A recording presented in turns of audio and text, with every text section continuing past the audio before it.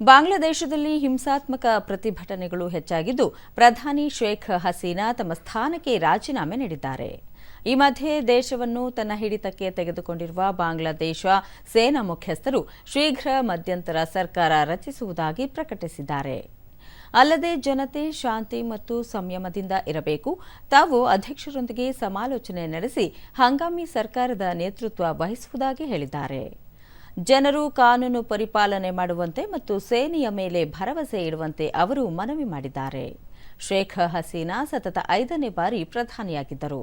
ವ್ಯಾಪಕ ಪ್ರತಿಭಟನೆ ಹಿನ್ನೆಲೆಯಲ್ಲಿ ಅವರು ತಮ್ಮ ಸ್ಥಾನಕ್ಕೆ ರಾಜೀನಾಮೆ ನೀಡಿ ತಮ್ಮ ಅಧಿಕೃತ ನಿವಾಸ ತೊರೆದು ಸುರಕ್ಷಿತ ಸ್ಥಳಕ್ಕೆ ತೆರಳಿದ್ದಾರೆ ಎಂದು ಮಾಧ್ಯಮಗಳ ವರದಿ ತಿಳಿಸಿದೆ. ಈ ಮಧ್ಯೆ ಬಾಂಗ್ಲಾದೇಶಕ್ಕೆ ತೆರಳುತ್ತಿದ್ದ ರೈಲುಗಳು ಹಾಗೂ ವಿಮಾನ ಸಂಚಾರ ಸಂಪೂರ್ಣ ಸ್ಥಗಿತಗೊಂಡಿದೆ.